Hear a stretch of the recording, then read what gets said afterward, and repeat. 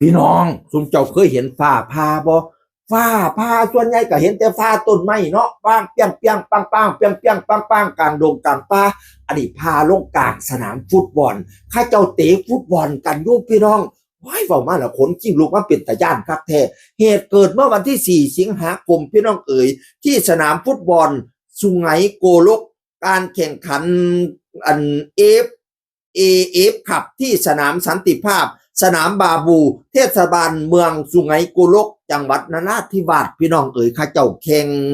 ขันฟุตบอลกันอยู่เหตุการณ์บ่คาดคิดก็เกิดขึ้นฟ้าผ่าเปี้ยงลงกลางสนามพี่น้องเอ๋ยทำให้มีผู้เสียชีวิต1 คนชื่อว่านายซอฟวันอาเวอายุ24ปีโอ้ยกำลังเป็นเบาพี่น้อง24ปีและพี่ผู้บาดเจ็บอีก8 คนผ้าเปียงเนาะออมแอมมุ่นันกะสิถือหังอะไรทำไมเนาะบาดเจ็บรวมทั้งสิ้น8 คนเสียชีวิต1 คนป้าดมาเป็นตาลิโตนชาติคักแทบพี่น้องเอ๋ยโดยผู้เสียชีวิตเป็นอดีตนักเตะสโมสรปัตตานี FC และล่าสุดได้เซ็นสัญญากับสโมสรยะลา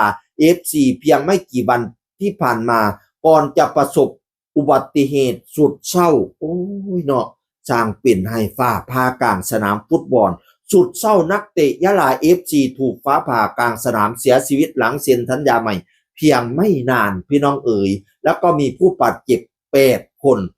รวมไปถึงผู้บาดเจ็บนอกจากคนไทยแล้วยังมีชาวมาเลเซียด้วยพี่น้องเอ๋ยเพราะว่าเขาเจ้าไส้แดนติดกันเขาเจ้าก็สิมาเตะฟุตบอลกันแล้วเนาะมันมีเอเอฟครับอันนั้นครับอันนั้นครับใหญ่นะพี่น้องเอ๋ยโอ้ยบอกมาแล้วหวาดเสียวเนาะเห็นแต่พาอยู่กลางดงพงป่าอันนี้มาพากลางสนามฟุตบอลว่านี่แม่ว้ายบอกเป็นตาย่านกลางเดินนี่ลังเทียเขาเจ้านักวิชาการเขาเจ้าว่าบ่ให้ไปอยู่เด้พี่น้องกลางเดินกลางให้กลางหน้ากะดีเด้ถือบักโยกบักเสียงจังเสียแม้กระทั่งกะโลงข้องัวข้อควายจังเสียมันพี่น้องเอ๋ยมันอยู่กลางเดินฟ้าผ่าลงได้อันตรายได้ยินข่าวหลายแล้วฟ้าผ่ากลาง